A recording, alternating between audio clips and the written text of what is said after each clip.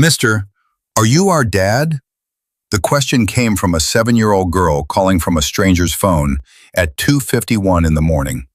Her mother was unconscious on a kitchen floor. There was blood on the cabinet, and the only number she had was the one she'd found hidden in a box her mother kept locked in the back of a closet. A box full of photographs, old letters, and a business card belonging to the most dangerous man in New York City. Ryder Callahan had spent 7 years searching for the woman who vanished from his life without a single word. He never imagined she'd find him first, through their daughters. If you've ever loved someone so much it broke you, stay with me. This story will break your heart and put it back together. Subscribe to the channel, hit the notification bell so you never miss a story, and drop your city in the comments right now. I want to see how far this story travels. The phone rang at 2:51 in the morning. Ryder Callahan picked it up on the second ring. He was not asleep. Men like Ryder Callahan didn't sleep at 2:51 in the morning, not because they couldn't, but because the hours between midnight and 4 were when the city revealed its truest face. And the truest face of New York was the face that kept him employed, kept him powerful, kept him alive. He was at his desk on the 41st floor, sleeves rolled to the elbows, a financial report open in front of him that he'd been working through for 2 hours. The city stretched below his window like a map of everything he owned. He looked at the screen. Unknown number, New York area code. Something moved in the back of his chest. Not fear. Ryder Callahan hadn't felt fear in a very long time. Something older than fear. Something he didn't have a clean name for.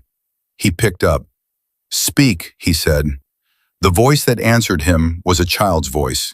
Small, careful, shaking at the edges, but holding itself together with a determination that hit him somewhere he didn't expect. "Mister," the voice said, "my mom fell. She hit her head on the cabinet and she won't wake up. There's an ambulance coming, but I don't know what to do, and I found your number in her phone, and I don't know who you are, but I didn't know who else to call." Ryder sat up straighter. Every thought of finance, territory, and the 11 men waiting for his decisions dissolved in the space of one breath. "What is your name?" he said. "Sloane. I'm 7 years old. My sister Harper is 7 too. We're twins." 7. Twins. 7 years old. "What is your mother's name?" Ryder said, and his voice was even, and his hand was not. "Elara Whitfield." The report on Ryder's desk might as well have burst into flame. He wouldn't have noticed. Elara Whitfield. He had been searching for a woman named Elara Whitmore for 7 years. 7 years of private investigators, 7 years of dead ends and false leads, and waking at 3 in the morning with the particular, unsettled grief of someone who had lost something they couldn't adequately explain to anyone who asked. 7 years of looking for a woman who had simply, completely, with no warning and no explanation, ceased to exist. She had changed her name by one word. One word. 7 years.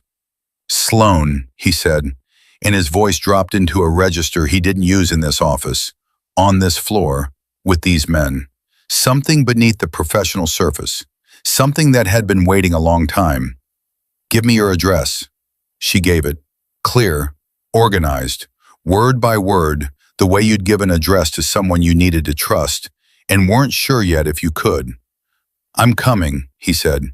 15 minutes. Keep this phone in your hand and stay on the line with me until the ambulance gets there. Can you do that?" "Yes," she said. "Good. Tell me, your mother. You said you found my number in her phone. Did she ever mention a name? Ryder?" A pause. Just a breath. Just a moment. "No," Sloane said, "but I found a box." Ryder closed his eyes. "Mister," Sloane said, and her voice went quieter, more careful, the way a 7-year-old sounds when they're asking something enormous and they know it. "Are you our dad?" The question was a physical thing. It went through him like a current, not gradual, not building, but all at once, the way certain truths arrive when they've been kept from you long enough. 7 years old. Twins. 7 years and 9 months ago, Elara had walked out of his life without a single word of explanation. And now, the math was ruthless and simple, and he already knew the answer. "I'm coming, Sloane," he said. "I'm on my way right now. Just keep talking to me." He was already standing. The chair rolled back. His second-in-command, Declan Shaw, who had been standing near the window with the quiet, particular stillness of a man trained to read rooms, moved immediately without needing to be told, reading Ryder's face, picking up his jacket from the chair, heading for the door. They were in the elevator before the call had been going 60 seconds. In the car, flying south through the empty avenues at 2 a.m., Sloane talked. She didn't talk the way children usually talked, with loops and digressions and the cheerful randomness of a mind that hasn't learned yet to edit itself. She talked with precision. She gave him information, organized, clear, delivered in the flat tone of someone who had learned early that the clearest version of the truth was the most useful one. Their mother worked 3 jobs: morning office cleaning, 4 to 9, afternoon and evening waitressing, 10 to close, weekend babysitting for the family downstairs, $20 each time, every weekend, without exception. They shared one bedroom, all 3 of them. Their mother slept in the same bed because there was no other bed. Their mother was studying online, graphic design, 63% done. She studied after the girls were asleep, at the kitchen table, sometimes falling asleep there herself, with the laptop still open. Their mother wanted to open a bakery. She had a whole notebook about it. She'd been saving for 3 years. "She got robbed last October," Sloane said, and for just a moment, the flatness cracked. Just a hairline fracture. On the way home from the late shift, they took her wallet, almost $400. She cried that night. She thought we were asleep, but we heard her. Ryder pressed his fist to his mouth and stared through the windshield at the dark city, passing at 70 miles an hour. He was one of the richest men in New York. He controlled more money than he could spend in 3 lifetimes. He had a personal chef and a security team and an apartment in Tribeca worth $4 million. And in this same city, this exact city, 4 miles from his address, the mother of his children had been going without food so they could eat, had been walking home alone at midnight, had been building a dream with her hands in a notebook in a kitchen at the end of a 16-hour day, adding dollars one at a time towards something that seemed, from where she was standing, impossibly far away. "Sloane," he said. "Yes, I'm 2 minutes away. You're doing great. You've done everything right." A pause. "She's still breathing," Sloane said. "I checked, but she won't wake up. The ambulance is almost there. You don't have to fix this alone anymore." A silence. Then very quietly, "She always says that we don't have to fix things alone, but then she does it anyway." Ryder didn't have an answer for that. He didn't have an answer for a lot of things. The emergency waiting room of New York Presbyterian was lit with the particular harshness of a place designed for function rather than comfort. People moved through it with the preoccupied urgency of a hospital night shift. The PA system called names that meant nothing to Ryder. The smell of antiseptic hit him as he came through the glass doors. He scanned the room. He found them in the far corner. 2 little girls, blonde hair falling past their shoulders, the color of pale gold. Gray eyes, pale silver gray, the color that people always commented on when they met him, the color he'd grown up seeing in his own mirror. Both of them sitting in hard plastic chairs, small and precise against the adult-sized furniture. One of them had her arms wrapped around a spiral notebook, clutching it to her chest, her face a wreckage of recently dried tears. She was looking at the door, and the moment she saw him, her face changed so completely, so instantly, that Ryder had to stop walking. She was off the chair before he'd fully processed what was happening. She crossed the waiting room floor with her sneakers slipping on the polished tile, and she hit him in the legs with both arms and held on, and she started crying again. Not the desperate, lost crying of before, but the crying of someone who has been holding something enormous alone and has just been allowed to put it down.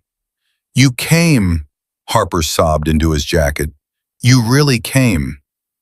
Ryder stood completely still. He had walked into rooms full of armed men without a heartbeat's hesitation. He had made decisions that moved millions of dollars and dozens of lives without a tremor in his hands. He did not know what to do with a 7-year-old girl crying into his jacket, and the not knowing was the most disoriented he had felt in 10 years. Then something older and simpler than strategy took over. He went to his knees on the hospital floor. He put his arms around her, and he held her while she shook. "You're okay," he said. "I'm here. You're okay." He looked up over her shoulder. The other twin had not moved. Sloane was still in the chair, back straight, eyes on him, gray eyes moving over his face with a methodical attention that was deeply, unmistakably familiar, because it was his own. The same way he examined a room, a person, a situation, calculating before committing, not cold exactly, not unfriendly, just not yet. He met her eyes. "Are you the man from the phone?" she said. "Yes," he said. "My name is Ryder." "I'm Sloane." She did not reach for him. She did not smile. She watched him with the patience of someone who had made a decision to gather more evidence before reaching a verdict. 7 years old, and she looked at him like a judge. Then she said, "If you're our dad, why didn't you find us for 7 years?" The question was clean as a knife. No drama in it, no performance, just the real weight of the real thing, delivered without flinching. And Ryder, who always had an answer, did not have one. "You're right," he said. 7 years is too long, and I don't have a reason that's good enough." She tilted her head, slightly, the exact way he tilted his head when he was working through something. "Then what do you want?" she said. "I want to prove it," he said. "I know you don't trust me. I understand that. You'd be wrong to trust me yet. But give me the chance to show you, not with what I say, with what I do." "Prove it how?" "By being here," he said. "By not walking away. By taking care of your mom and taking care of both of you. I'm not asking you to call me Dad. Not yet. That's your decision when you're ready. But I'm going to be here. I promise you that." Sloane looked at him for a very long time. "A promise doesn't mean anything if it isn't kept," she said. "I know," he said, "so I'm going to keep it." She held his gaze for another moment. Then, without a word, without a smile, she moved from the chair to the seat beside him. Not touching him, not leaning in, but closer. Close enough that he could feel the warmth of her small body. And Ryder understood that this was Sloane's version of a beginning. The doctor came at 7:40 in the morning. Ryder read the shape of his face before he said a word. He'd spent 37 years learning to read the shapes of faces before they spoke. And this one said, "Complicated." He sent the girls a few seats down, watching Declan position himself near them without being asked. Then he walked with the doctor to the corridor. "Miss Whitfield has severe anemia," the doctor said. "Chronic, consistent with long-term nutritional deficiency. Her iron levels are critically low. That's the immediate cause of the collapse. Her body simply ran out of what it needed to stay standing."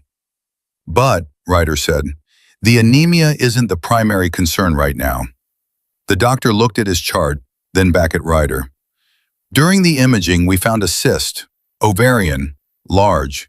It's been growing for some time, and based on its position and size, rupture is not a distant risk. It's an immediate one. If it ruptures without surgical intervention, the internal bleeding would be..." "What are her odds with surgery?" Ryder said. 78% positive outcome, with a skilled team and optimal conditions." "And without it?" The doctor didn't answer in numbers. That meant the number was very small or not worth counting. "Get the best surgeon in this hospital," Ryder said. "Call in whoever needs to be called in. I don't care what it costs. I want the best of everything, and I want it done in the next hour." He signed the paperwork in the corridor. His hands were steady. They were always steady. He walked back to his daughters. Harper looked up at him with eyes that had gone very wide and very young.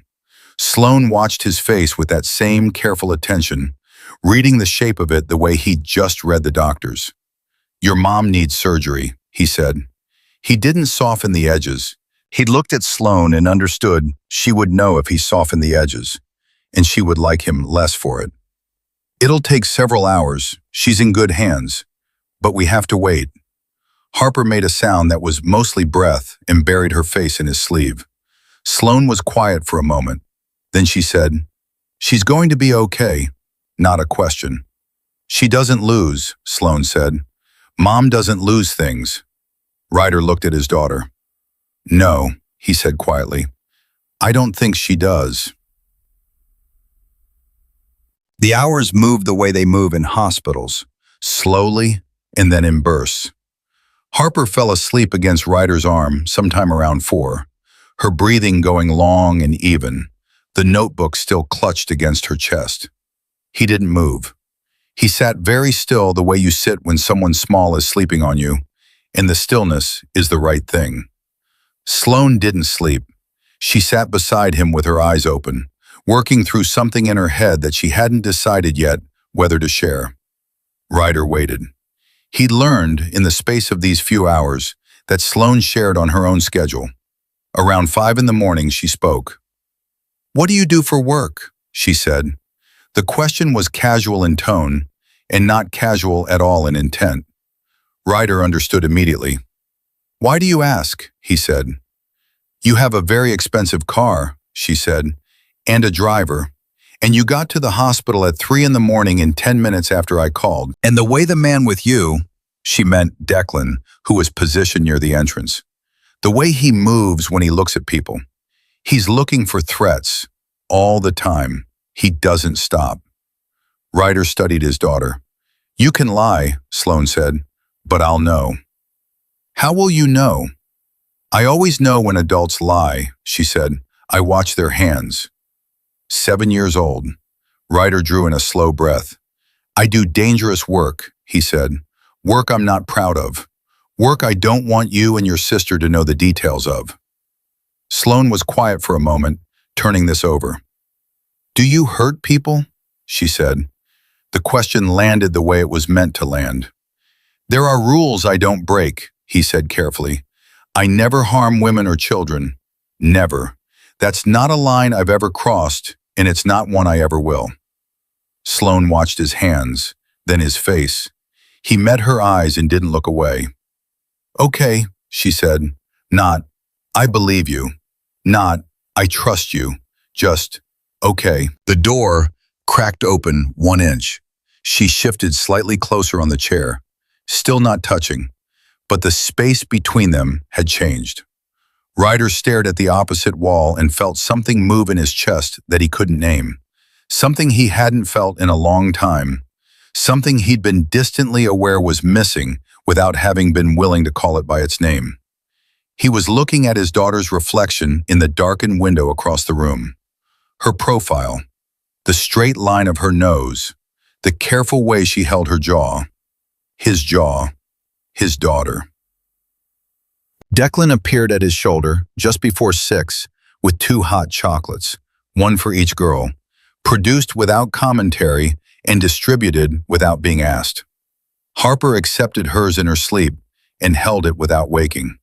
Sloane received hers with a look that assessed Declan, the cups, the gesture, and the man behind it, and arrived at a conclusion.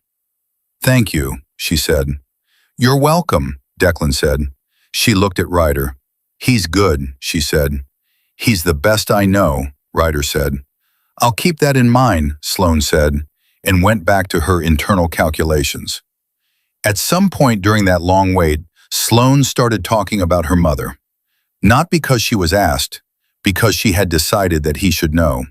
She told him about the mornings, their mother up at 4:30, out the door in the dark, back at 9 to walk them to school looking like someone who had already worked a full day. About the dinners where their mother served them both and then said she wasn't hungry and then sat at the table and watched them eat. and the way Sloane had learned to leave something on her plate and slide it across and not call it what it was. About the online course, the way their mother studied with headphones on in the kitchen after they were supposed to be asleep, and the way Sloane had watched through the cracked bedroom door more than once and seen her fall asleep mid-lesson with her head on her folded arms.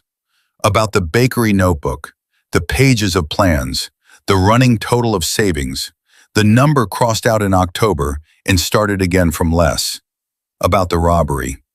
She didn't report it, Sloane said.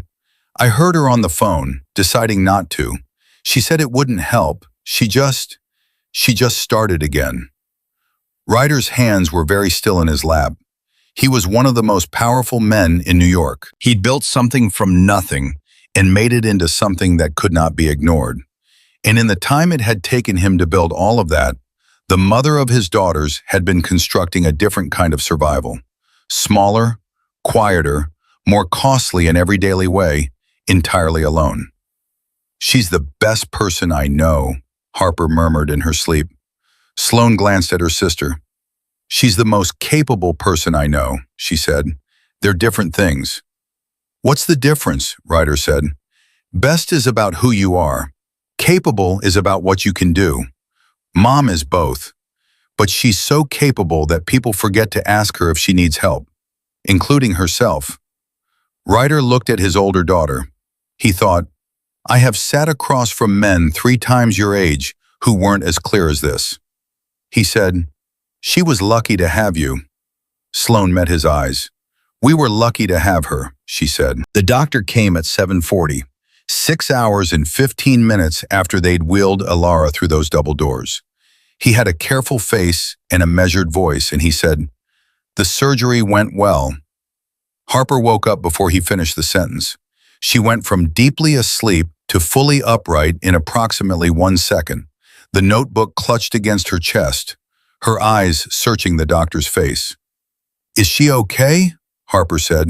Is Mom okay? The surgery was successful, the doctor said. She's in recovery. She's going to need rest and time, and her nutrition needs to be closely managed going forward. But the immediate danger has been resolved. Harper let out a sound that was not a word. It was just breath. All the held breath of 6 hours released at once. She turned and grabbed Sloane's arm with both hands. Sloane did not move, but her eyes, those steady gray eyes, brightened with something she'd been carefully not letting herself feel for 6 hours. A relief she'd been holding at arm's length until she had reason to let it in. She looked at Ryder. I told you, she said quietly, Mom doesn't lose. Ryder looked back at her. His throat was doing something he hadn't asked it to do. Yeah, he said, you called that one. A pause. Then Harper was on her feet, both arms around Ryder's waist, crying into his jacket again, not with fear this time, but with the total, uncomplicated joy of a child who has been holding too much and is now allowed to put it all down at once. And Ryder held her, and over her head, he and Sloane looked at each other. And Sloane, for the first time since they'd met, let the corner of her mouth move in something that was not quite a smile, but was close enough to matter. It was almost noon when they were finally told they could go in. Ryder let the girls go first. He stood in the doorway and watched Elara Whitfield, 7 years of her life in that name change, open her eyes to her daughters. Harper fell against the side of the bed, careful not to jostle the IV line, holding her mother's hand in both of hers, and talking in the breathless run of a child who has too much to say and too little space to say it in. Sloane stood at the foot of the bed, not touching, but watching her mother's face with an expression of absolute relief she hadn't quite learned to hide. You scared us a lot, Sloane said. Elara's voice was rough from the breathing tube, but her eyes were clear. I know, baby. I'm sorry. Don't do it again, Sloane said. Okay, Elara said softly. And then Elara's eyes moved, past her daughters, past the narrow width of the hospital room, to the doorway. She went absolutely still. Ryder Callahan was standing in the doorway of her hospital room. 7 years dissolved and reconstructed themselves in the space of a single breath. He was older. The years had moved through him and left their marks. Lines at the corners of his eyes, a gravity in his jaw that had been younger when she'd known him. But he was entirely himself. He held the room the way he had always held rooms, not by effort, but by the particular weight of a person who knows what they are. His gray-blue eyes were on hers, and the heart monitor beside her bed beeped faster. She tried to sit up. Pain from the incision stopped her. "Don't," Ryder said, and he was across the room in 3 steps, and she hadn't moved since he'd said it, because the voice was the same voice she had played on her phone every night for 7 years in the dark after her daughters were asleep. The voice that had kept her company through every hard night, through every starting over, through every moment when she'd been too tired to think about anything except getting through to the next morning. The voice she had been running from and toward at the same time for 7 years. "You're here," she said. The words came out smaller than she intended. "Our daughters called me," he said. "Our." That single word landed somewhere specific in her chest and stayed there. "Ryder." "Not now," he said quietly, with a glance at the girls. "When you're stronger, we'll talk." It was not a kindness and not a cruelty. It was a controlled delay. She could see what it was costing him, in the set of his shoulders, in the careful, deliberate way he was holding his jaw loose and his hands still. 7 years of not knowing, 7 years of searching, and here, now, in this hospital room with 2 daughters who were undeniably his, all of it waiting to be said, and he was choosing to wait. Because she'd just had surgery, because the girls were here, because some conversations require the right conditions, because he was the man she remembered, and the man she remembered knew the difference between the moment that was right and the moment that was just available. "Okay," she said. He looked at her for one long moment, all of it in his face at once. The years, the loss, the anger, the thing beneath the anger that had never stopped being what it was. Then the nurse came in to check vitals, and the moment passed. But it had been there, and Elara had seen every word of it, and for the first time in 7 years, in a hospital bed with an IV in her arm, and her daughters on either side of her, and the ring she'd never known about still locked in a safe 40 floors above Midtown. For the first time in 7 years, she let herself feel the thing she had kept at the very bottom of the box. Hope. Just a thread of it. Small and tentative and not yet certain. But there. Harper fell asleep in the chair beside her mother's bed before noon. Sloane sat in the other chair and watched Ryder, who had moved to the window and was looking out at the city. Watching him think. Watching the particular way he held himself when something in him was turning over. "She kept your voicemails," Sloane said. Ryder turned. "Mom," Sloane said, matter of fact as always.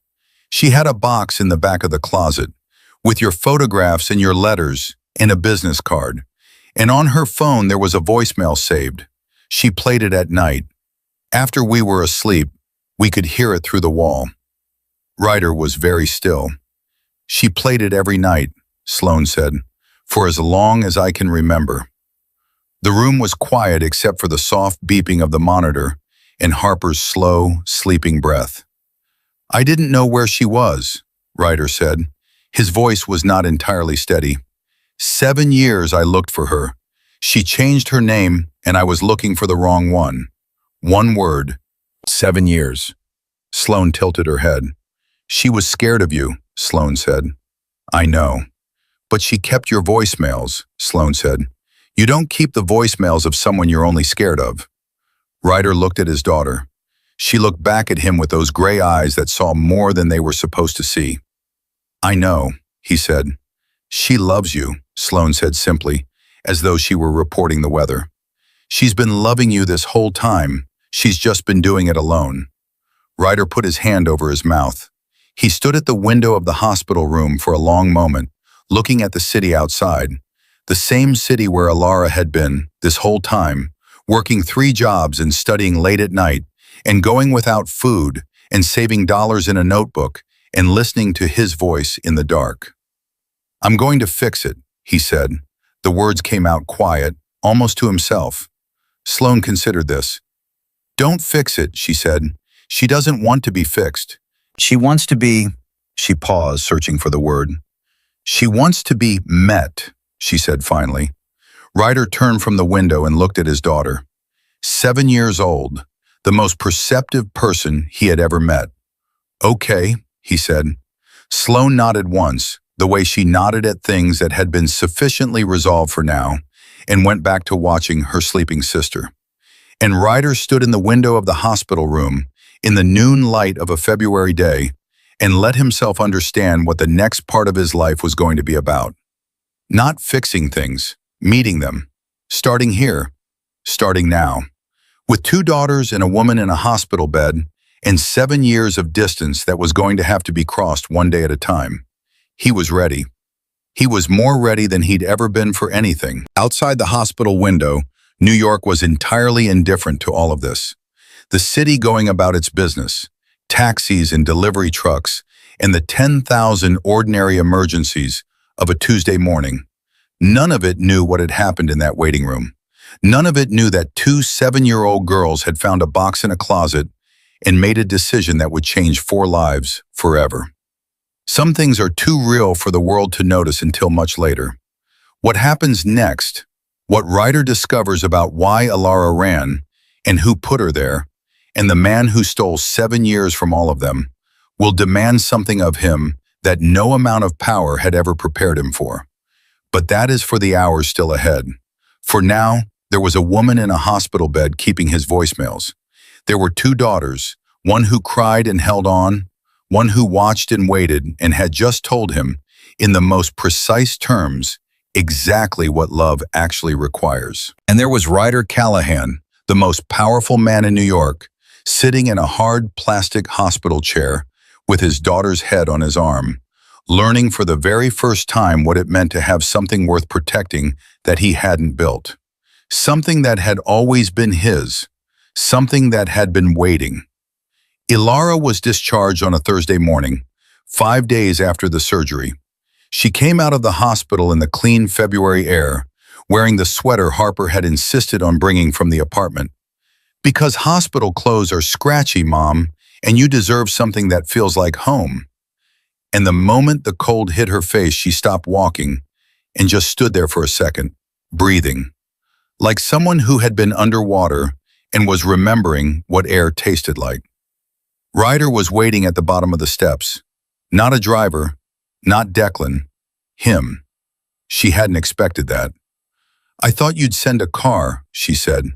"I know," he said. They looked at each other for a moment, the whole weight of the last 5 days between them, all the things that hadn't been said yet pressing against the inside of that look. Then Harper grabbed both their hands and pulled, and whatever the moment had been holding broke open into the ordinary. "Can we get breakfast?" Harper said. "Real breakfast, not hospital breakfast?" "Yes," Ryder said. "We can get real breakfast." "Good," Harper said, "because I've been thinking about pancakes for 4 days." Sloane, walking on Elara's other side, said nothing, but she glanced up at Ryder, and the glance said, "I'm still watching. I'm still counting. Don't forget." He gave her a small nod. She accepted it. They walked to the car together, the 4 of them, and none of them said anything about how that felt. Like something that had always been missing had just quietly stepped into the space where it was supposed to go. None of them named it. They just walked, and the morning was cold and bright, and Harper talked about pancakes the entire way. The conversation Elara had known was coming happened that afternoon. The girls were upstairs in Ryder's house in Park Slope, a house that had stunned both of them into uncharacteristic silence when they pulled up. Harper pressing her face to the car window, and Sloane going very still with the particular stillness of someone recalibrating their expectations. And Declan had quietly occupied them with the task of choosing their rooms, which was a job Harper took to with immediate and total dedication. Elara and Ryder were in the kitchen. She was sitting at the table with both hands around a mug of coffee. He was standing near the counter, arms crossed, watching her. Not hostile, not warm, just present, in the way of someone who has been waiting for something for a long time and has finally decided the waiting is over. "Talk," he said, not unkind, just direct. She set the mug down. "The night I came to your office," she said, 9 years ago, "I had a painting for you. I was going to leave it on your desk. You weren't supposed to be there. The door was open. I looked in before I knocked. That's what I saw." "I know what you saw," Ryder said.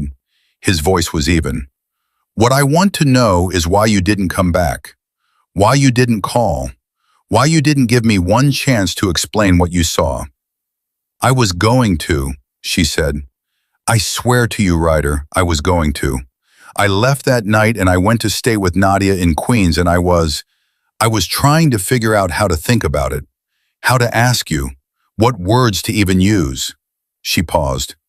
"And then 3 weeks later I found out I was pregnant." Something shifted in Ryder's face. Not a flinch, something deeper than a flinch.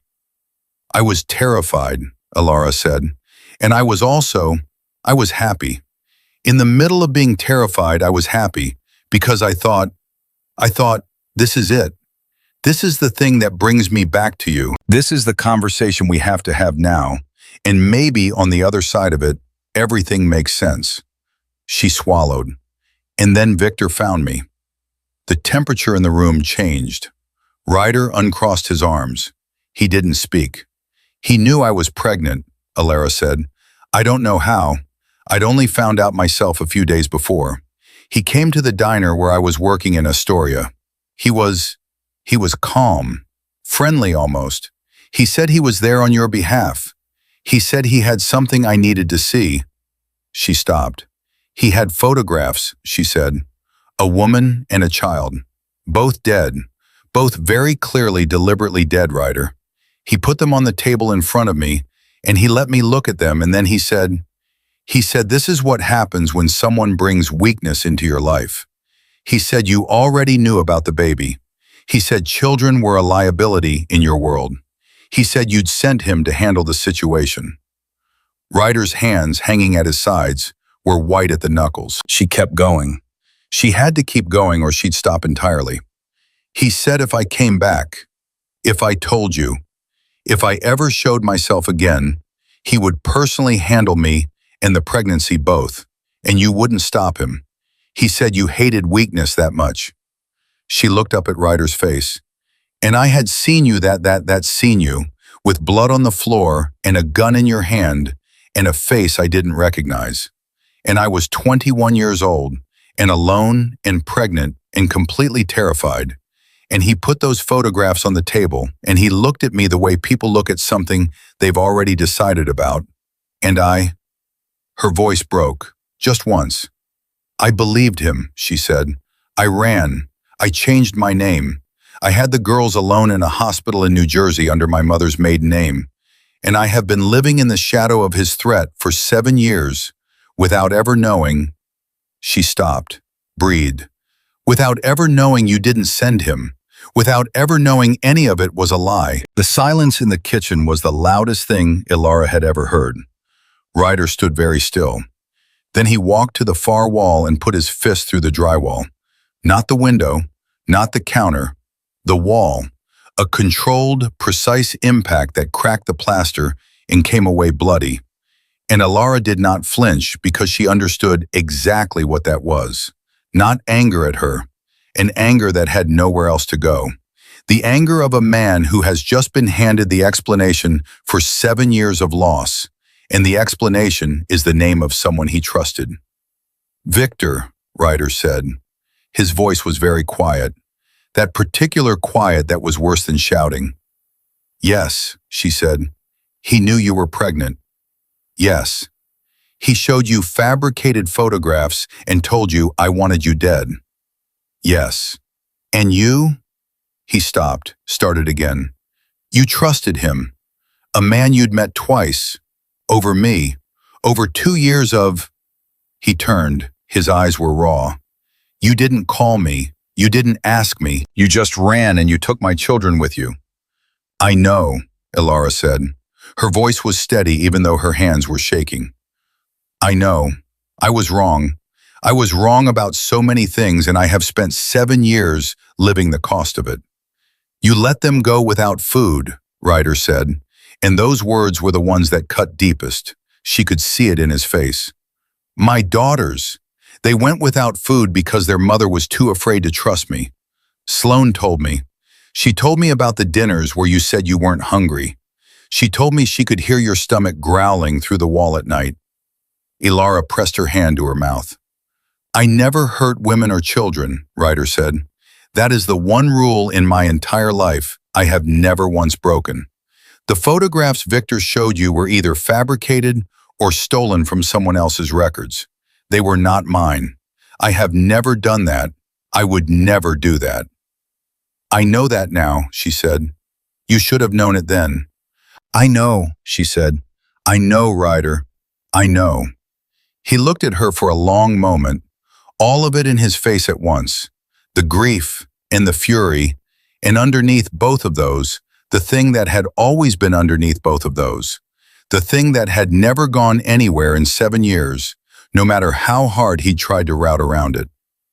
I need time, he said finally. I don't know yet what I can forgive and what I need to work through. But I want you to know one thing. He held her eyes. I am not going anywhere. My daughters are not losing their father because of what Victor did.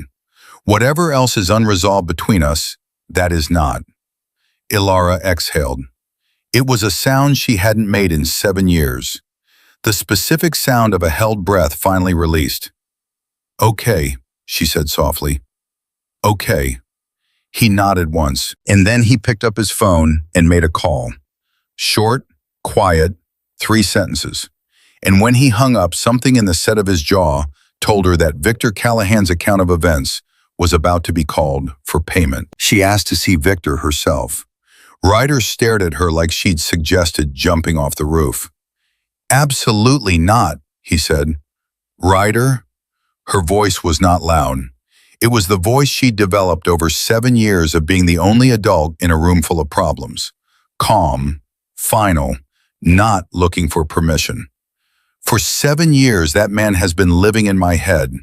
He has been the thing I wake up afraid of, the threat I've been running from.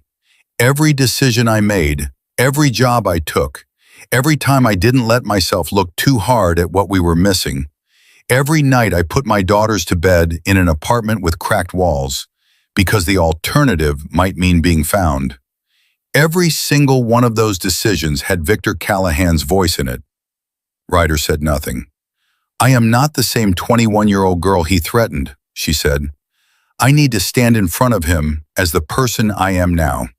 Not for you, not for some kind of justice, for me. I need to say what I need to say, out loud, to his face. A long pause. I'll be right outside, Ryder said. Cameras in the room. Fine, she said. I don't need privacy. I just need 5 minutes. Victor Callahan was 60 years old and looked like a man who had spent his whole life believing he deserved more than he had. He sat in the room with his hands tied and his chin up and his eyes doing the particular thing eyes do when someone is afraid but has decided pride requires that they not show it. He looked at Elara. The girl, he said, with a smile that didn't reach anywhere. Back again. I suppose my nephew straightened things out. Elara stood 6 feet away from him and did not move closer. She didn't need to be closer. She just needed to be there. You took 7 years from me, she said. Victor shrugged, a small, contemptuous roll of his shoulders. I did what needed doing for the family. You were a liability. You didn't belong in that world. My daughters went hungry, Elara said, because of what you told me. Because I was too afraid, because of you, to ask for help that was available. My daughters went without because you wanted to protect your position in an organization you had already lost the legitimate claim to. Those 2 brats, don't, Elara said. The word landed like a door closing, quiet and absolute. Victor stopped. You want to call them a weakness, she said. You thought love was something you could use against him. You thought if you removed it, you made him stronger. But you didn't understand what you were doing. You weren't protecting anything. You were just afraid of what would happen to your power if he had something worth more than power. Victor's jaw tightened. For the first time, something real moved in his eyes. You failed, Elara said. After everything, after 7 years of fear, after everything you took from us, I survived. My daughter survived, and we have Ryder. You can't take that anymore. It's done. She turned and walked out. She did not look back. She had promised herself she wouldn't. The point wasn't what Victor said next. The point was that she had said what was true, to his face, standing on her own 2 feet, and the saying of it had weight that running never did. Outside the door, Ryder was waiting. He looked at her face and didn't ask how it went. He could see how it went. He simply fell into step beside her as she walked down the hall, and after a moment, his hand found hers, and she didn't pull away. 3 days later, Ryder told her what he'd done with Victor. No violence. No retaliation in the way the old version of him might have reached for. Every account stripped. Every access revoked. The equity, the properties, the connections, the life Victor had built inside the Callahan organization. Gone. All of it. Efficiently and permanently. The way you dismantle something you want to be certain cannot be rebuilt.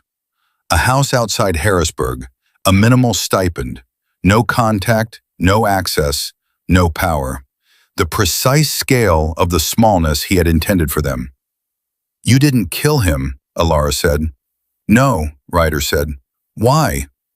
He was quiet for a moment. Because I have 2 daughters watching what kind of man I am.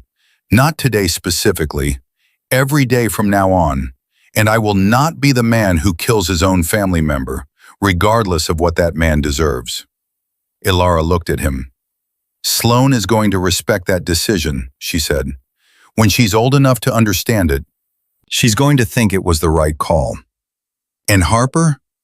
Elara almost smiled. Harper already forgave him. She forgave him approximately 40 minutes after she found out who he was. That's just who Harper is. Ryder shook his head slowly, not in disbelief, but in the particular wonder of a man still learning the shape of his children, still finding unexpected rooms in them. She drew a picture of him, Ryder said. Did you know that? At the hospital while you were in surgery. She drew a picture of all 4 of us. She wrote family at the top. Elara felt her throat tighten. She's been drawing that picture since she was 4 years old, she said softly. 4 figures holding hands. She never knew who the 4th one was. She kept drawing it, like she knew he was coming, like she was keeping the space open. Ryder didn't say anything, but his hand on the table moved and found hers and stayed there. The first week in the house in Park Slope settled into its shape with the particular speed of people who have been without structure long enough to be grateful for it. Harper adapted to the new house the way Harper adapted to everything, with total, committed, immediate love. She named her room. She organized the painting corner with the precision of someone who took art supplies seriously and was genuinely offended by disorder. She came downstairs for dinner every night with paint on her hands and her hair, and sometimes inexplicably on her left knee. Sloane was different. Sloane spent the first 3 days in observation mode, cataloging the house, its rhythms, its people, filing information without yet having decided what to do with it. She was polite to Ryder. She thanked him when he brought her something she needed. She answered his questions with the careful accuracy of someone who had decided that honesty was the minimum she owed him. But she didn't open the door further than that. Not yet. Ryder tried. He bought her books and chess sets in advanced puzzle systems, and Sloane accepted every one of them with a gracious "thank you" and used them alone in her room. Then one evening, he walked past the study and heard the chess set being set up, and he stopped in the doorway. Sloane looked up from the board. "Do you play?" she said. He almost said, "I used to be very good." He caught himself. "Sit down," Sloane said. "We'll find out." He sat down. By the third game, Ryder Callahan, who had not met a chess opponent who seriously challenged him in 15 years, was playing at absolute maximum focus just to stay even. Sloane was not staying even. Sloane was ahead. She didn't gloat. She didn't comment. She simply played, watching the board with those gray eyes, her moves arriving with a precision that felt less like childhood and more like something that had been there all along, waiting for the right conditions. "You're going to win," Ryder said. "I know," Sloane said. "Do you want to keep playing anyway?" He looked at his daughter. "Yeah," he said. "I really do." Sloane moved her bishop. Ryder's king had 3 moves left. He took all 3 of them. It was 2 weeks into the new arrangement when everything Ryder thought he'd understood about being a father got broken down to its foundation and rebuilt. Violet's school, Harper's school, he corrected himself, still learning, held a student art show. Harper was chosen to display 3 of her paintings, and she was so purely, completely happy about it that the happiness radiated off her at every meal, lit up every room she walked through. She asked Ryder at least a dozen times if he would come. Each time he said yes. He meant it each time. But the morning of the show, the deal he'd been managing for 3 weeks collapsed in a way that required him personally, immediately, no delegation possible. He spent 6 hours in crisis mode. He sent Declan to the school with the most expensive art supply set money could buy and a handwritten card that said he was sorry. He thought that would be enough. He came home that night and Harper was on the living room sofa, not running to the door the way she always ran to the door, and the art supply box was beside her, still sealed in plastic, and her eyes were swollen, and she wouldn't look at him. "Violet," he started. "Harper," Sloane said from across the room. He stopped. Sloane was standing near her sister, not crying, not shouting, watching him with those gray eyes and an expression he had never seen in them before. Disappointment, not anger, something quieter and more final than anger. "You promised," Harper whispered. "I kept looking at the door, the whole afternoon. I kept thinking you'd come in late, just a little late, just a little." The silence after that was the loudest thing in the room. "Harper, toys don't replace you," Sloane said. Her voice was not raised. It didn't need to be. "You think sending an expensive box fixes not being there? You think that's what a father is? You show up with things instead of yourself, and you think that's the same?" Each sentence was a precise, clean cut. "Mom works 3 jobs," Sloane continued. "She comes home so tired she can barely stand up. But she has never, not once, missed something that mattered to us. Not once, because she knows what actually matters. She's never confused it for something else." Ryder stood in the middle of the room with his daughters looking at him, and he understood with a clarity that was almost physical. Not the understanding you reach through reasoning, but the understanding that arrives in the body, in the chest, total and unavoidable, that he had been wrong. Not just tonight, in the way he'd been thinking about this whole thing. He had been confusing provision for presence, protection for involvement. He had been giving them the infrastructure of a father, the house, the security, the things, and withholding the actual substance of it, the being there, the choosing them over the thing that could wait, which was almost always the thing he'd been treating as a thing that couldn't wait. He went to his knees in front of Harper. Not a gesture, not a performance, just the only posture that felt right for what he needed to say. "Harper," he said, "I was wrong. I am sorry. There is no job, no deal, no crisis in my world more important than you. I forgot that tonight, and I hurt you, and that is my fault, not yours." Harper's lip trembled. "Really?" she said. "Really," he said. "From now on, you and your sister come first. Every time. I promise you." Harper studied him for a long moment, with the total, serious attention of a child deciding whether an adult means what they say. Then she launched herself forward, arms around his neck, crying into his shoulder. He held her and looked up. Sloane was watching him. Her expression had shifted, still careful, still measuring, but the disappointment had something layered beneath it now. Something that was almost, cautiously, the beginning of trust. She didn't speak. She didn't need to. She simply held his gaze for 3 seconds, and then she walked over and sat down on the couch next to her sister, close enough that her shoulder touched Harper's, and she put her head down and was quiet.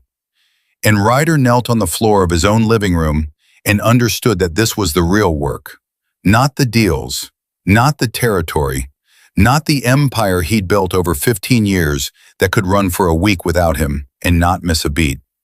This was the thing that couldn't run without him. This was the thing he'd almost let slip through his hands twice.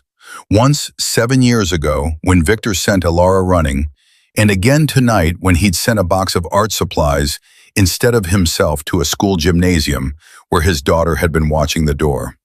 He wasn't going to make it 3 times. He was done making it 3 times.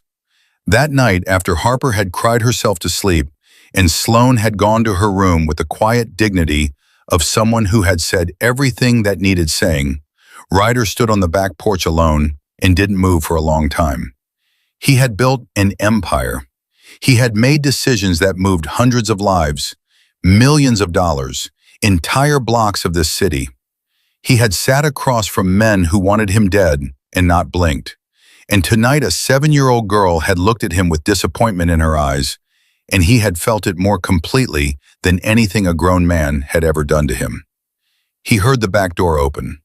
Elara came to stand beside him, close enough to feel, not touching. "I saw what happened," she said. "I know. The way you went to your knees in front of her." She paused. "I've never seen you do that, not with anyone." Ryder stared at the dark garden. "I've never had a reason to before." Elara was quiet for a moment. Then, "She's going to forgive you. Harper forgives everything. She's built that way." Another pause. "Sloane is different. Sloane is going to watch you for a while longer. She keeps a running count." "I know she does," he said. "I do the same thing." "I know you do," Elara said. "That's where she gets it from." The honesty of that landed softly, not painfully, just true. They stood there without speaking for a while, the February cold between them, and also, slowly, something else. Something that had been building since the hospital room, since the kitchen conversation, since Victor's name had explained 7 years in one devastating sentence. Something that neither of them was ready to call by its name yet, but that was present the way weather is present. You don't have to name it to feel it on your skin. "I kept the apartment," Ryder said. "Our apartment. For 3 years after you left. I didn't change anything. I went there once a week and I sat in the chair by the window where you used to paint, and I waited. I didn't know what I was waiting for." Elara turned to look at him. "I kept your paintings," he said. "All 4 of them. They're in my study. They've been in my study in this house for 6 years." She didn't say anything for a moment. When she spoke, her voice was careful. "I played your voicemails every night. Sloane told me." "I know she did." Elara exhaled slowly. "I played them because your voice was the only thing that made the nights feel less like something I had to survive and more like something I was choosing. Does that make sense?" "Yes," he said. "It makes perfect sense." They were standing very close now, the way people stand when they've been talking in the dark, and the distance between them has been shrinking without either of them deciding to move. "Are you still afraid of me?" Ryder said. Elara looked up at him. "No," she said. "I'm afraid of something else." "What?" "That it's too broken," she said. "That 7 years of running did something that can't be undone. That you'll look at me someday and see the person who kept your daughters from you, and that will always be louder than everything else." Ryder reached up and touched her face, just his hand against her cheek, gentle in the way that large, careful things can be gentle when they're trying very hard. "That's not what I see," he said, and then he kissed her. It was soft and slow, the way you touch something you thought you'd lost and can't quite believe is real. It lasted about 4 seconds. When they pulled apart, Elara's eyes were wet, and her expression was the most open he'd seen it since she'd woken up in the hospital. All the careful distance gone, just her face, just the truth of it. "We're not okay yet," he said quietly. "I meant what I said. I need time to work through some of it. But this is a beginning." "A beginning," she repeated. She nodded once, then very softly, "Okay." They went inside, and for the first time in 7 years, neither of them needed a voicemail to get to sleep. 11 days later, the envelope arrived at the front gate. Declan found it during the 6 a.m. security sweep and brought it directly to Ryder without opening it. No return address, private courier, paid in cash. The security camera had caught a figure entirely covered, hood, gloves, turned face, who had been at the gate for less than 90 seconds. Ryder opened it alone. Inside, 2 photographs. Sharp, professional quality, taken with a long lens from a distance that should have been safe. The first showed Sloane walking through the school gate in the blue coat she'd picked out herself last week, her backpack over one shoulder, looking down at something in her hand. The second showed Harper at the window of her bedroom in this house, sitting at her painting corner, completely unaware she was being watched. Both photographs were recent. Both were precise. Both communicated without a single word exactly what they were meant to communicate. "I can see your children whenever I want." At the bottom of the envelope, a small card. 6 words, handwritten. "Pretty daughters, Callahan. Don't get careless." No signature. Ryder didn't need one. Marcus Holt. The name hit him like cold water. Holt was 55 years old and had been circling Ryder's operation for the better part of a decade. Patient, calculating, operating on the theory that a man without vulnerabilities was a man who hadn't yet been properly studied. And now, apparently, Holt had studied long enough to know that something had changed in Ryder Callahan's personal life. Something worth photographing. Ryder set the photographs on the desk face down. He put both hands flat on the desk surface and breathed. He wanted to call every man he had and take Holt's entire operation apart in 48 hours. The want was physical. It sat in his chest like a lit fuse, and the only thing standing between it and ignition was the part of him that had been watching Sloane's eyes change over the past 2 weeks, and the part of him that had gone to his knees on the living room floor, and the part of him that had kissed Elara on the back porch 4 nights ago, and understood with total clarity that he had things now that were worth more than winning. He picked up the photographs and walked downstairs. Elara was at the kitchen table with her laptop, headphones around her neck, a half-finished cup of tea going cold.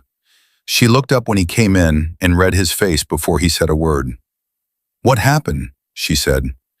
He put the photographs on the table in front of her. She looked at them. She was still for a moment, very still, the particular stillness of a mother processing a threat to her children, which is different from every other kind of stillness. Then she set them face down the same way he had and looked up at him. "Don't hit him," she said. "Elara." "I know," she said. "I know what you want to do. I know exactly what you want to do. But listen to me." She held his eyes. "He sent those photographs to make you react. That's the whole point of them. He wants you angry and moving fast and not thinking. He wants you to make the first move so he has justification for the second." She paused. "What do you know about him that he doesn't know you know?" Ryder looked at her. "Enough," he said. "Then use that," she said. "Don't start a war. Build a consequence." He stared at her for another moment. Then he sat down across from her, and something in him, the fuse, the heat, the immediate violent instinct, banked itself down into something colder and more precise. The part of him that had built an empire, not just through force, but through patience and intelligence. The part that knew the difference between the strike that wins a fight and the strategy that ends one. "You're good at this," he said. 7 years of no margin for error, she said. Not proud, just true. He nodded once, picked up his phone, called Declan. Find me everything on Hope, he said. Federal exposure, financial irregularities, anything with his name on it. I want every weak point documented, and I want it done clean. He hung up. Across the table, Elara was watching him. Go back to your course, he said. I'm 68% done, she said. I know, he almost smiled. Go to 69. She put her headphones back on. He sat at the table across from her and worked his phone and didn't leave until Declan called back 2 hours later with the beginning of what would, over the following 10 days, become the end of Marcus Holt's freedom. 3 days after the envelope, Ryder sent the girls back to school. He couldn't keep them home indefinitely. Sloane had said nothing, but she'd been looking at the walls with the expression of someone who had been patient about containment and was approaching the outer edge of that patience. And Harper had started talking to her paintings for company, which even Harper admitted was getting a little excessive. He walked them through the rules himself, both of them. Kitchen table, after breakfast, face to face. You walk together, he said, always together. You go directly from the school door to the car. You do not go anywhere with anyone who is not me, Declan, or someone I have personally told you to expect. If anything feels wrong, if someone approaches you, if a car slows down near you, if anything at all feels off, you call me, immediately. The phone rings on my person 24 hours a day. Harper nodded with the seriousness of someone who understood the weight of the instructions. Sloane listened to each point with her eyes on him, absorbing them in the careful, complete way she absorbed everything. Can I ask something? Sloane said. Yes, he said. Is this because of the photographs? Ryder held her gaze. Yes. Who sent them? Someone who wants to use you to get to me, he said. Someone I'm handling. Are you handling it the way you handled Victor? She said. Or a different way? The question was, as always with Sloane, more precise than it appeared on the surface. She was asking, are you going to do something I need to know about? Are you going to be the version of you I'm still deciding how to feel about? Similar to Victor, he said. No violence, consequences. Sloane considered this for a moment. Okay, she said. She picked up her backpack and stood. Come on, Harper. Harper was already at the door, impatient. I've been ready for 10 minutes, she said. You've been talking to your painting for 10 minutes, Sloane said. She needed encouragement, Harper said with complete dignity, and walked out. The first 2 days back at school were uneventful. Declan's team watched from a distance, discreet enough that the girls couldn't feel it, close enough that nothing could happen faster than they could respond. Ryder checked his phone every 40 minutes whether he needed to or not. By the third day, he'd started to breathe again. He was in a meeting, financial, routine, the kind that required his presence but not his full attention, when his phone buzzed. He glanced at the screen. Sloane. He answered before it completed a single ring. He didn't say anything. He just listened. Because Sloane hadn't brought the phone to her ear, he could tell by the ambient quality of the sound, the way voices were slightly distant and street noise was present. She was holding the phone in her hand, which meant she'd called him without wanting the caller to know she'd called, which meant she was smart enough to call him and keep the call hidden at the same time. He heard a man's voice, warm, professionally reassuring. Your dad sent me to pick you up, girls. Tristan's car broke down. Your dad asked me to bring you home. Then Sloane's voice, perfectly level, entirely controlled. Our dad never sends someone we don't know to pick us up. If Tristan's car broke down, our dad would come himself, or he'd call us first. He was in an important meeting. Then he'd send Declan, Sloane said, not someone we've never seen. Ryder was already out of his chair. The report on the table slid to the floor. The other men in the room stared. He didn't look at them. Declan, he said into his other phone. School. Now, East Gate, move. He was running, not fast walking, running, down the stairs because the elevator was too slow, through the lobby with the security guard calling something after him that he didn't hear, into the SUV that Declan had somehow already gotten started. Tires on pavement, red lights that became suggestions. In his earpiece, Sloane's voice, still talking to the man, still calm, still buying time with the particular genius of a child who understood that her job right now was to keep things verbal for as long as possible. "We're going to wait here," she was saying. "Right here, until our dad comes. He's coming. Girls, it's getting late, just—" The man's voice had shifted. The warmth was thinning. "He's coming," Sloane said again, louder, for the phone, for Ryder. "He promised he'd always come when we needed him." Ryder's throat closed. He had said that, standing in the hospital waiting room 2 weeks ago, to a 7-year-old girl with a running count and gray eyes that didn't miss a thing. "I'll be here whenever you need me, I promise." She had remembered. She was using it right now, not just as reassurance to herself, as a message to him. "I believed you. Prove it." 2 minutes, Declan said. 1, Ryder said. The SUV hit the curb at the school's east gate with a sound that made at least 3 people on the sidewalk jump. Ryder was out the door before it stopped rocking. He saw Harper first, her arm in the grip of a man in dark clothing, her face white with fear, her heels literally dragging against the pavement as she tried to pull backward. He saw Sloane standing between them and the street with her body physically blocking her sister, small and entirely unafraid, and the phone in her hand held up where Ryder could see it, not to her ear, in her palm, pointing toward the man like evidence. 4 steps. Ryder covered the distance in 4 steps, and his hand found the man's collar, and he was simply no longer near Harper, removed with the complete efficiency of someone who has spent 20 years learning that the fastest way to end a physical threat is to eliminate the distance before it knows what happened. Declan's team had him contained before he hit the ground. Ryder turned. Harper ran at him and he caught her, both arms, her whole body shaking against his chest, crying the way children cry when something has been too much and the safe person has finally arrived. "Dad, Dad, Dad," she was saying, like a rhythm, like breathing, just the word over and over.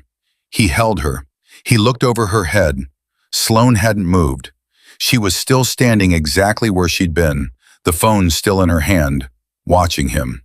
Her face was doing the thing it did when something had cost her, that controlled exterior with the hairline fracture running through it, the place where what she was actually feeling was just visible if you knew where to look. He reached out one arm. She looked at his arm, then at his face. Then she walked forward and put herself against his side, and her arms went around him for the first time. The first time she had initiated contact since the moment they met, and she pressed her face into his shoulder and shook once, deeply, like something finally giving way. "You came," she said. Her voice was barely above a breath. "You promised, and you came." Ryder held both his daughters on a sidewalk in Brooklyn in the middle of a Tuesday morning, and his eyes were burning, and he didn't try to stop it because there was no version of this that didn't earn the tears. "Happy tears," Harper said, pulling back to look at his face, her own face a wreckage of relief and leftover terror. "Right?" "Happy tears," he said. "Because we're okay?" "Because you're okay," he said.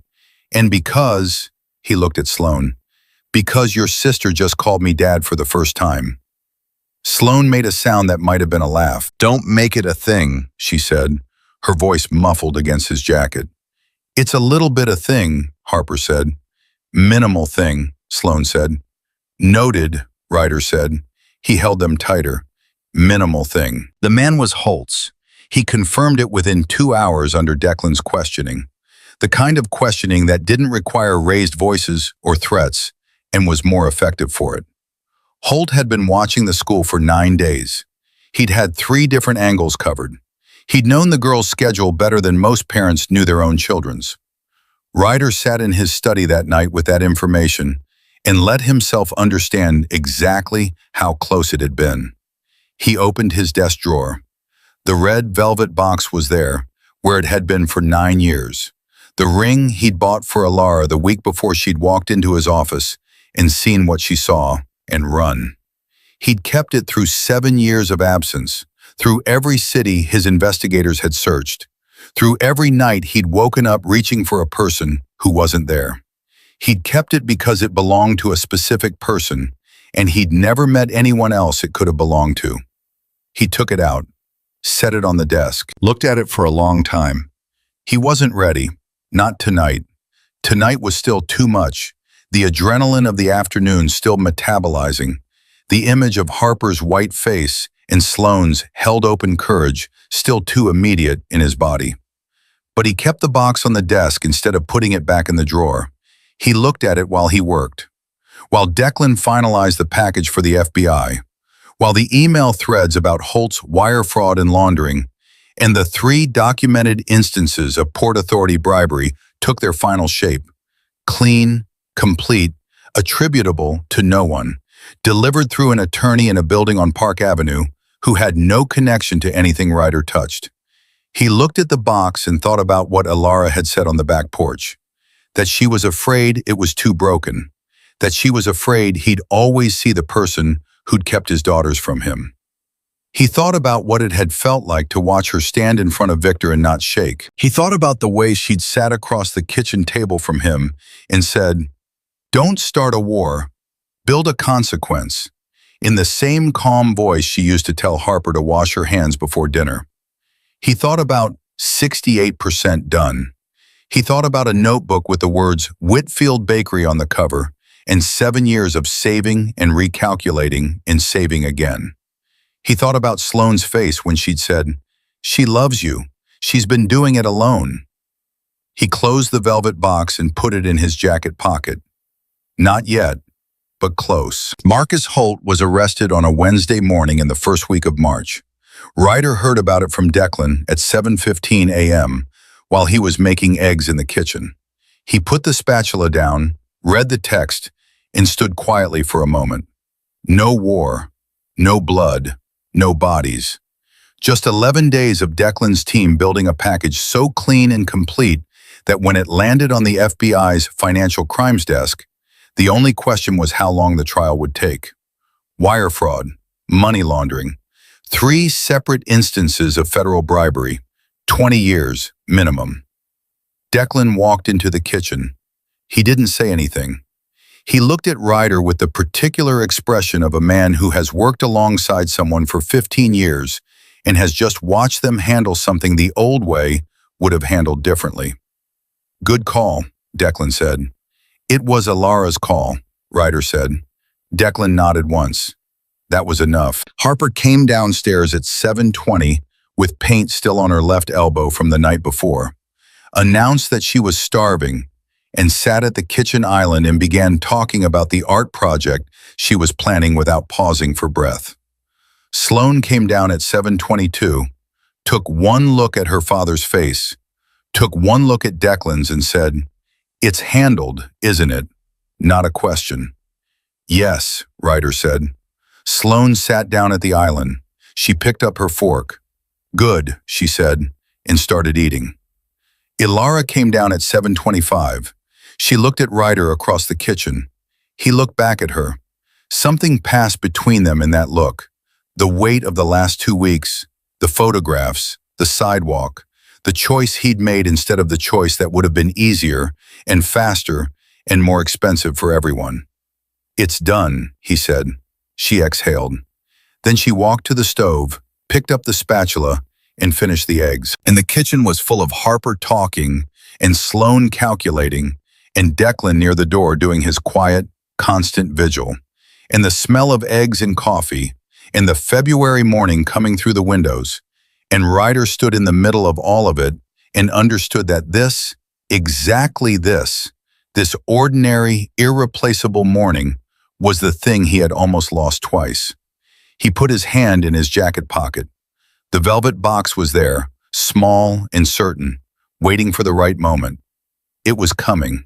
He could feel it the way you feel weather, before you can see it, before you can name it, in the particular quality of the air that tells you something is about to change.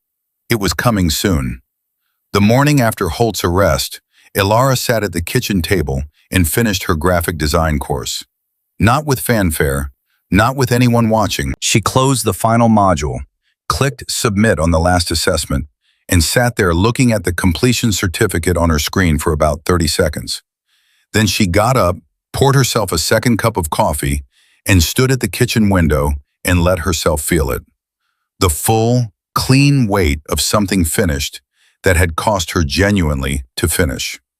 3 years of studying in stolen minutes, 3 jobs and 2 children and a cracked wall apartment and a dream she'd carried the entire time like something fragile she refused to set down. 63% when Sloane had called Ryder from a kitchen floor. 100% now, in a house in Park Slope, with the sound of Harper talking to her paintings drifting down from upstairs, and Sloane's footsteps moving in the precise, measured way they always moved. Ryder walked into the kitchen at 7:30 and found her there. He read her face the way he'd been learning to read her face. Not perfectly yet, but better every week. "You finished," he said. "Last night at 11:30, she said. "I didn't want to say anything until I had the certificate." "Why?" "Because saying it before it's real feels like borrowing something that isn't yours yet." He looked at her for a moment. Then, "Congratulations, Elara." The way he said her name, like it meant something specific, like it always had, did what it always did to her chest. She looked back at the window. "I want to find a space," she said, "for the bakery. I've been looking at commercial rentals in Carroll Gardens. There's a ground floor spot on Smith Street I want to see." "Okay," he said. She turned. "Okay? You're not going to offer to fund it?" "Do you want me to fund it?" "No." "Then I'm not going to offer," he said. "But I know Smith Street, it's a good block, good foot traffic on weekends." She studied him. "You already looked it up." "I looked it up 3 weeks ago," he said, "in case you asked." Something in her softened at that. The particular softness of a person who has been doing everything alone for so long that being anticipated feels like a foreign language they're only now learning to receive. "Saturday," she said. "Come with us. Bring the girls." "Yes," he said. Just that. They went Saturday morning, all 4 of them, and the Smith Street space was everything Elara's notebook had been building toward for 3 years. Large windows, a commercial kitchen in the back with good bones, the kind of morning light that made everything look like a possibility. The real estate agent was professional and slightly taken aback by Sloane, who walked the space with the systematic attention of a building inspector and offered 3 observations about the kitchen to front of house ratio that were both accurate and unprompted. Harper ran the full perimeter in 45 seconds and declared it perfect. Sloane stood in the center of the room and turned slowly in a circle. "The window display needs to be prominent," she said. "People decide whether to come in before they open the door. You win them at the window." The agent looked at Sloane, then at Ryder, with an expression that said, "Is she always like this?" Ryder's expression said, "Yes." But it was Elara he was watching. Elara standing at the far end of the room, near the big windows, hands in her coat pockets, looking at the empty space with the expression of someone seeing 2 things at once. What was there and what could be there. 3 years of a notebook. 3 years of numbers crossed out and recalculated and crossed out again. 3 years of a dream she'd refused to put down even when every practical consideration said she should. He understood in that moment, watching her face, that this was the version of Elara Whitfield that had survived all of it, not in spite of the 7 years, because of them. Every hard morning and every skipped meal and every night studying until her eyes gave out had been in service of this. Standing in a room she was about to make hers, knowing she had earned every square foot of it herself. He put his hand in his jacket pocket. The velvet box was there. Not yet, he told himself. not here. Let her have this moment as its own thing. Let her sign the lease and feel the full weight of what she built before you ask her to build something else. He took his hand out of his pocket. She signed the lease on a Tuesday. Ryder found out from Declan, who found out from the attorney who handled the transaction, and he didn't say anything about it when Elara came home that evening. He just watched her face when she walked through the door, the particular brightness in it, the way she was carrying herself slightly differently, like something had been added rather than taken away. And he said, "Tell me." And she did. She sat at the kitchen table and told him about the signing, the handshake, the moment she stood alone in the empty space with the key in her hand for the first time. "I cried a little," she said. "In the car afterward. Don't tell the girls." "Harper will cry when she finds out you cried," he said. Sympathetic response. "I know," Elara said. "That's why you're not telling her." "What about Sloane?" "Sloane already knows," Elara said. "She figured it out when I came home. She looked at my face and said, 'You signed it.' And I said, 'Yes.' And she nodded and went back to her book." A pause. "That's Sloane's version of a standing ovation." Ryder smiled. It reached his eyes, the way smiles were starting to do more often. "I know," he said. That night, after the girls were asleep, he took the velvet box out of his jacket pocket and set it on his desk. He sat in front of it for a long time without opening it. 9 years. The ring had been in this box for 9 years. He'd bought it the week before everything fell apart, planned the dinner, planned the question, planned the whole careful architecture of an evening that was supposed to change everything in the best way, and had instead changed nothing because the evening never happened. Because Elara had walked in through a door she wasn't supposed to use and seen a version of him he'd never meant her to see. And then Victor had made sure she never came back. 9 years. The ring had waited. He opened the box. The diamond caught the desk lamp and held it. Patient. Certain. Still exactly what it was. He closed it. He put it back in his pocket. Tomorrow, he thought, or the day after, when the moment is what it should be. The moment arrived at 11 o'clock on a Thursday night, and it arrived the way the real ones do. Not planned, not staged, but earned. Elara had come downstairs after the girls were in bed. Ryder was on the back porch. She came through the door and found him standing there with his hands in his pockets, and his face doing the thing it did when he'd been thinking hard about something and had arrived somewhere. She stood beside him. "I need to tell you something," she said. "Okay," he said. She turned to face him, and he could see it on her face. Not nervousness exactly, but the expression of someone who has made a decision that cost them something to make and is now committed to saying it out loud, regardless of what comes back. "I have spent 7 years being afraid," she said, "not just of Victor, of myself, of the choice I made, of the fact that I was 21 and terrified, and I took the easy exit, and it cost everyone." She held his eyes. "I've been telling myself I was running towards something, the bakery, stability, the life the girls deserved. And that was true. But I was also running away from what I'd done, from the possibility that I had been wrong in a way that couldn't be fixed." "Elara." "Let me finish," she said. He let her finish. "I'm not running anymore," she said. "I haven't been running since the hospital. But I needed to wait until I knew I meant that in every way. Not just at 11 o'clock on a Thursday when everything feels possible, but in the daylight, when it's ordinary and real, and I can see it clearly." She paused. "I see it clearly." "What do you see?" he said. "I see you teaching Sloane chess and losing to her, and being genuinely proud about it," she said. "I see you coming home and asking Harper to show you her paintings, and actually looking at them, really looking, the way an artist looks. I see you check in on me every day without making it about what you want or what you're owed." She stepped closer. "I see a man who went to his knees on a living room floor because he hurt his daughter's feelings. I see a man who built a federal case instead of starting a war because his daughters were watching what kind of man he was. She put her hand flat against his chest.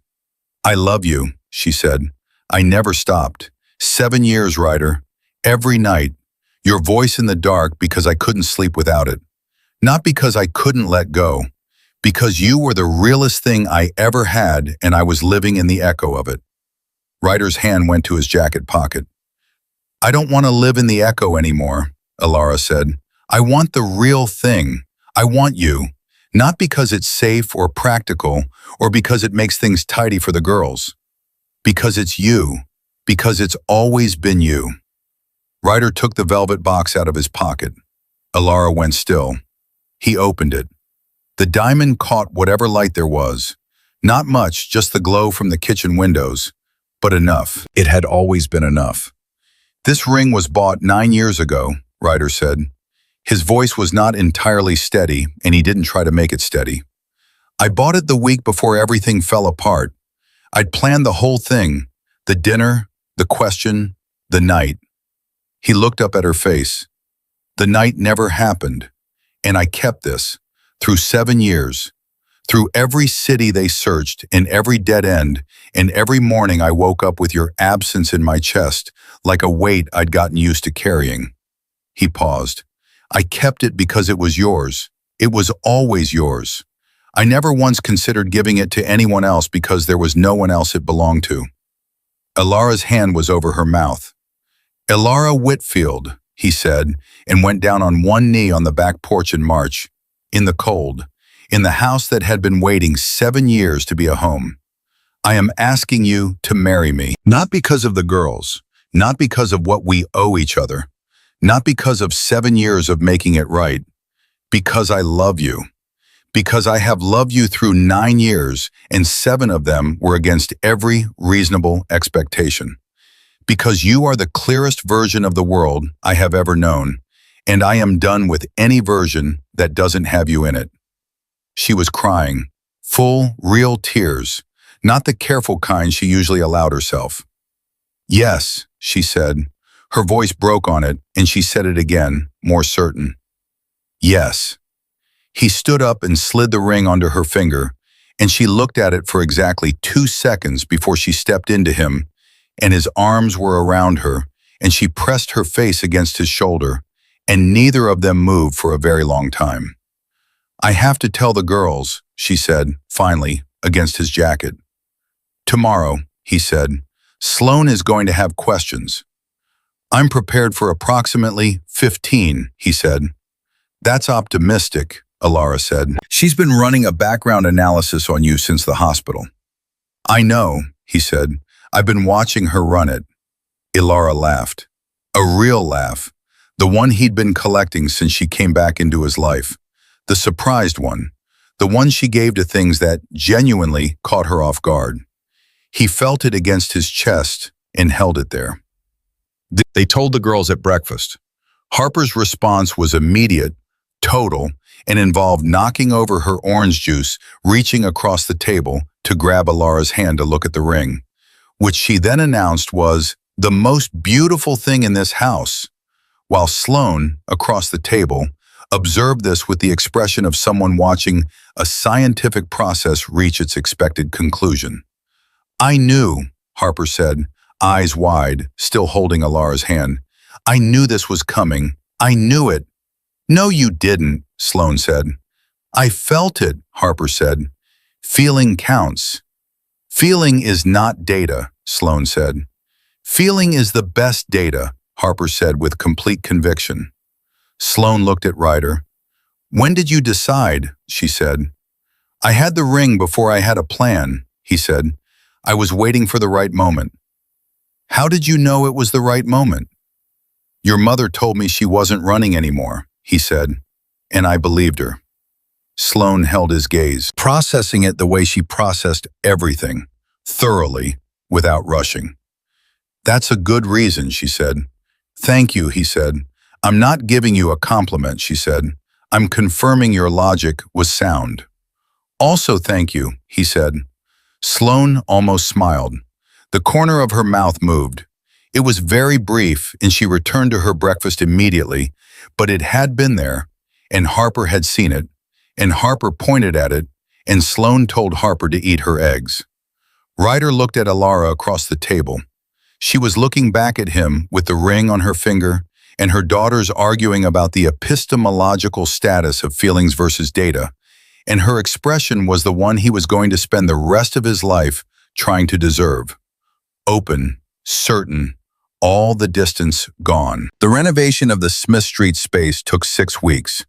Elara was on site twice a week, learning the vocabulary of commercial kitchen ventilation and hood clearances and NSF-rated equipment the same way she'd learned everything, by reading everything available and asking the questions that the reading raised, without apology for not already knowing. Sloane came with her on 2 of the site visits and spent 40 minutes the first time making observations about structural load-bearing that made the contractor look at her with an expression somewhere between impressed and slightly unsettled. Harper came once, looked at the big, empty front windows, and immediately began describing the displays she would put there if it were her bakery. Elara listened to every word of it and wrote 2 of the ideas down in the notebook. Priya was hired in the 4th week, a culinary school student who answered the handwritten notice Elara posted at the Brooklyn Public Library, and who turned out to be exactly the right combination of skilled and willing to learn the specific way Elara needed things done. They worked Thursday evenings in the house kitchen, testing recipes, refining ratios, adjusting the olive oil lemon cake that had been in Elara's family for a generation, and that she needed to scale for commercial production without losing the thing that made it itself. Thursday evenings became the family's favorite night without anyone deciding they would be. The kitchen filled with butter and yeast and warm sugar. Harper did her homework at the island and inevitably ended up with flowers somewhere inexplicable, the back of her knee, her left ear, once memorably in her hair, in a way that took 3 shampoos to fully resolve. Sloane sat across from her with her own work and offered taste assessments when asked, and occasionally when not asked, and her assessments were always accurate and delivered with the dispassion of a food scientist, which Elara found extremely useful. Ryder sat at the end of the island with whatever work he'd brought home and did approximately 40% of it. The other 60% he spent watching his family move through the kitchen and feeling the specific, deep satisfaction of a man who has been in possession of many things and has only recently understood which ones were actually worth having. "You're not reading that again," Sloane said one Thursday without looking up. "I'm reading it slowly," he said. "You've been on page 6 for 22 minutes. It's a dense page." Harper looked up from her homework. "Dad, just admit you like watching us." "That is an unfounded allegation," he said. "It's very founded," Elara said from the stove, not turning around. Sloane looked at him. "It's okay that you like watching us," she said. "You missed a lot. It makes sense that you'd want to look." The table went quiet, not uncomfortable quiet, the quiet of something true being said plainly, without cruelty, by someone who had decided that honesty was its own form of kindness. Ryder looked at his older daughter. "Thank you, Sloane," he said. She went back to her work. "Don't make it a thing," she said. "Minimal thing," Harper offered helpfully. "Absolutely minimal," Ryder agreed. Elara at the stove kept her back to the room for another moment. Her shoulders were doing something she didn't want them to see. When she turned around, her eyes were bright, and she handed Ryder a piece of the olive oil cake on a small plate.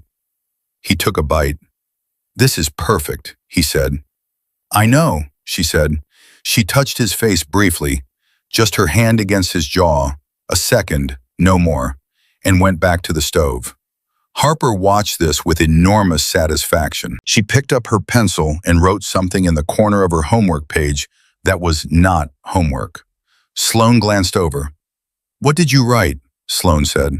"Family," Harper said simply. Sloane looked at it. Then she looked at the kitchen. Their mother at the stove, their father at the table, the smell of something warm filling every corner. "Yeah," she said softly. she went back to her work.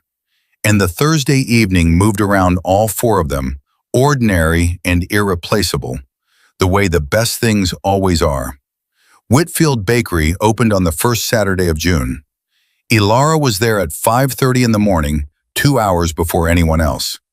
Priya arrived at 6 with coffee and didn't comment on the fact that Elara had clearly been crying, because Priya had been working with her long enough to understand the difference between the crying that meant something was wrong and the crying that meant something was finally right. Ryder arrived at 6:45 with the girls, which was 45 minutes earlier than Elara had told him to come.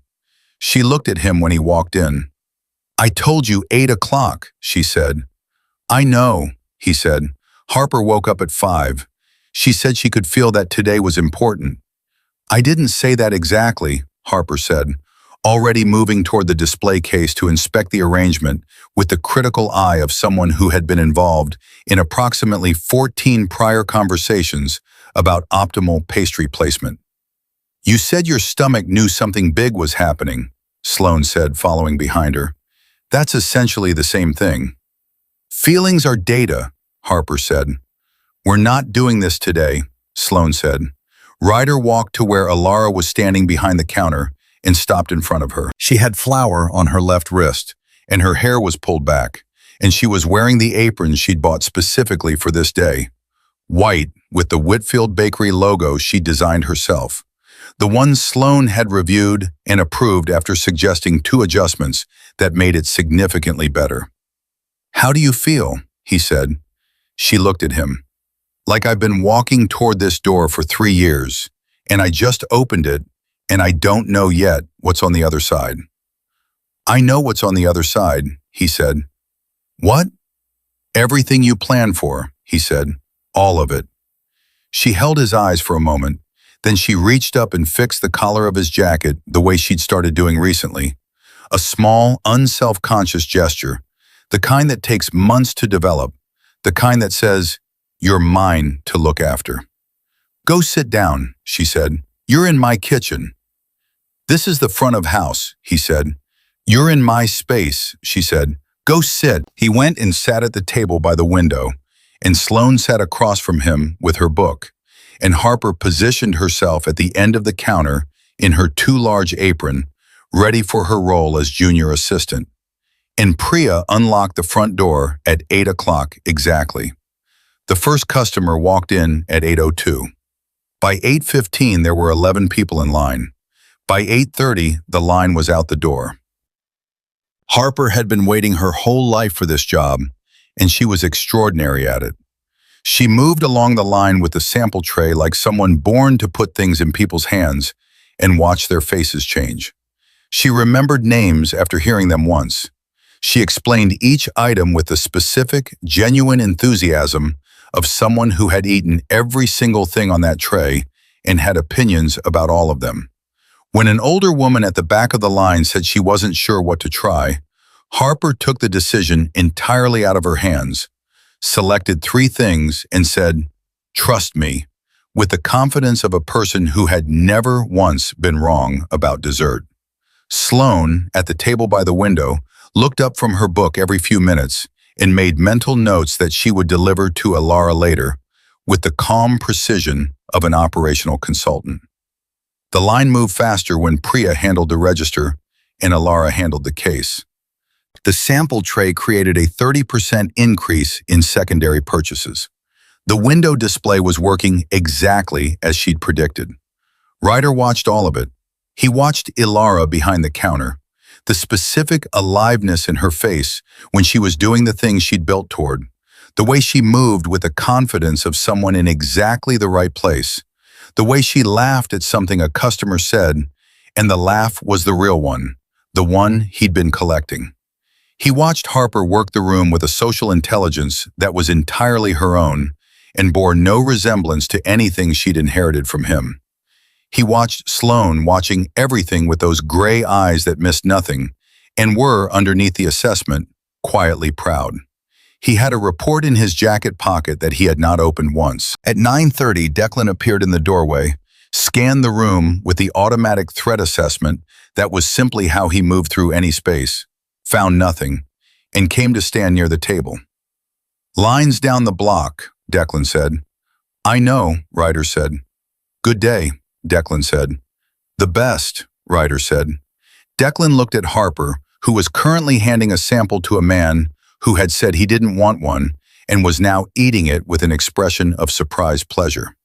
Something moved in Declan's face, the specific, involuntary softness he got around the girls that he would have denied if asked. "She's going to run this city someday," Declan said. "Different city," Ryder said. "She'll want her own." Ryder got in line at 9:45. He waited. He didn't announce himself or move to the front. He stood behind a woman with a stroller and a man in running clothes and a teenage girl who was photographing the display case, and he waited his turn like everyone else. When he reached the counter, Elara looked up and saw him, and her expression did the thing it did. The small, private shift, just for him. "What can I get you?" she said. "Surprise me," he said. She reached into the case and put the olive oil lemon cake on a small plate and slid it across the counter. The one from her mother's recipe, the one she'd been working towards since a kitchen table in the Bronx at 11 o'clock at night with a laptop and a dream that refused to reduce itself to something manageable. He took a bite. "This is the best thing I've ever eaten," he said. "I know," she said. She reached across the counter and touched his face, her hand against his jaw. A second, 2 seconds. The same gesture from the Thursday kitchen, but here now, in the middle of her bakery, in front of her line of customers, without hiding it. Then the woman behind him cleared her throat gently, and Elara smiled and turned back to work, and Ryder took his cake to the table by the window. Sloane looked at the plate. "How is it?" "Perfect," he said. "Expected," she said, and went back to her book. Harper came by with a sample tray, moving fast, not slowing down. "You're in the emotional through line," she said without looking at him. "I'm at a table," he said. "Move 6 inches left," she said. He moved 6 inches left. She gave him a nod and kept moving. Sloane looked up from her book. For a moment, just a moment, she let him see what was in her face. Not the assessment, not the running count, not the careful measurement, just the thing underneath all of it. The thing she'd been protecting since a hospital waiting room at 3 in the morning. "She's happy," Sloane said, meaning Elara. Meaning, look at her. Look at what she built. Look at what she looks like right now. "I know," Ryder said. "You didn't do that," Sloane said. "She did that herself." "I know," he said again. "But you made it possible," Sloane said. "The conditions. You made the conditions possible." She paused. "That's not nothing." Coming from Sloane, it was everything. Ryder looked at his older daughter, this precise, brilliant 7-year-old girl who had called him from a kitchen floor, who had stood between her sister and a stranger without flinching, who had kept a running count and a closed door and opened it 1 inch at a time over 4 months until she was ready to walk through it herself. "Thank you, Sloane," he said. She looked at him steadily. Then she said the things she'd never said outside of a crisis, never said in a moment that was chosen rather than compelled, never said when she had the option of not saying it. "Thanks for coming," she said. "When I called, a lot of people wouldn't have." The bakery moved around them, Harper's voice carrying over the noise.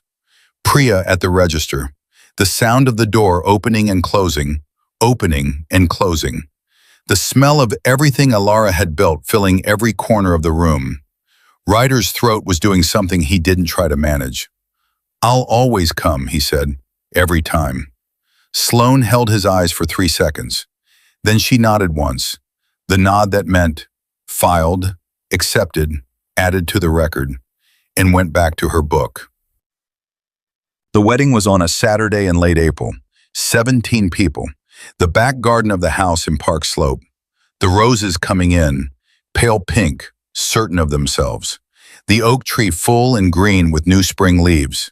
The kind of afternoon that Brooklyn sometimes produces in April, as if to prove it's capable of beauty without being asked.